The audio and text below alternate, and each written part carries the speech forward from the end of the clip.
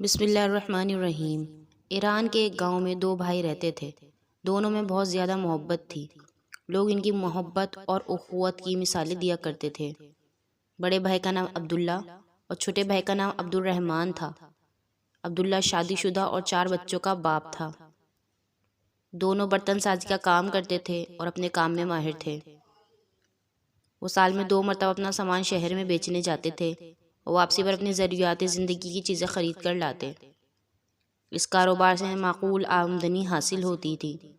حسب معمول دونوں بھائی برتن لے کر شہر کی طرف روانہ ہوئے۔ یہ کئی دنوں کا سفر تھا۔ وہ شہر سے 1 دن کے فاصلے پر تھے کہ دوپہر کے کھانے کا وقت ہو گیا۔ انہوں نے ایک سایہ دار درخت کے نیچے گدھوں سے سامان اتارا۔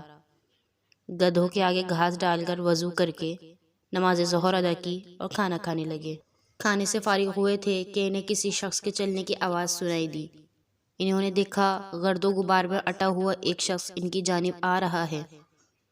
ایک شخص سے قریب آ کر کہا، اے دوستو، تمہیں کسی ہم سفر کی ضرورت ہے؟ بڑے بھائی نے جواب دیا، کیوں نہیں، ہم سفر کی وجہ سے سفر آسان ہو جاتا ہے۔ اجنبی ان کے پاس بیٹھ گیا۔ وہ اپنے میٹھے لہجے سے ان دونوں کو اپنا گرویدہ بنا لیا۔ کچھ دیر آرام کے بعد سفر دوبارہ شروع ہوا۔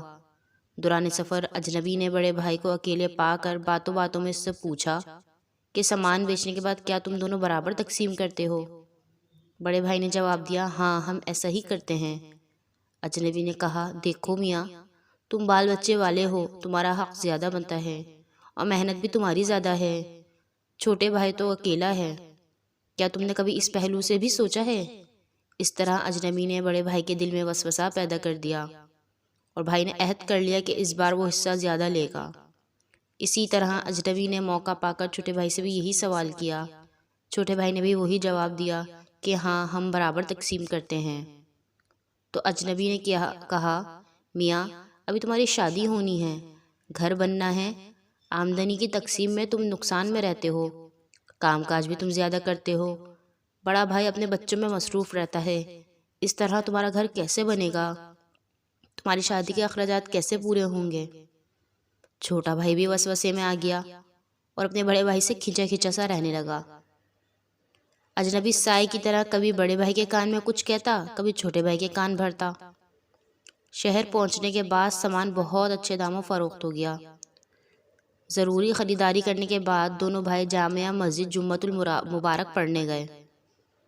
امام صاحب نے خطبے کے دوران سورہ ناس کی تشریح فرمائی کہ کس طرح شیطان انسانوں کے ذہنوں میں وسوسہ پیدا کرتا ہے۔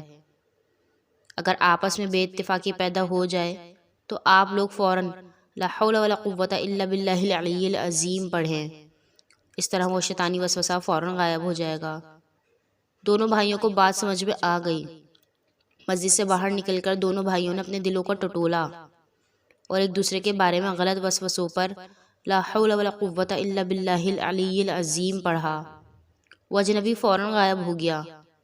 دونوں بھائیوں نے ایک دوسرے کو سب کچھ بتا دیا اور ایک دوسرے سے معافی مانگی اور دونوں نے ایک دوسرے کو دل سے معاف بھی کر دیا اور اللہ تعالیٰ کا شکر ادا کیا کہ امام صاحب کو ان کی رہنمائی کا ذریعہ بنایا۔ اس کے بعد وہ دونوں امام صاحب کی خدمت میں بھی حاضر ہوئے اور ان کا بھی شکریہ ادا کیا کہ ان کی بدولت وہ شیطان کی مکروہ چال سے بچ گئے۔ اللہ پاک ہماری بھی شیطان کے وسوسوں سے حفاظت فرمائے اور ہمیں اپنی پناہ میں رکھے، آمین ثم آمین۔ میری ویڈیو کو لائک اور شیئر ضرور کیجیے گا اور میرے چینل کو پلیز پلیز پلیز سبسکرائب کر دیں۔ اگلی ویڈیو میں ملاقات ہوگی۔ اللہ حافظ۔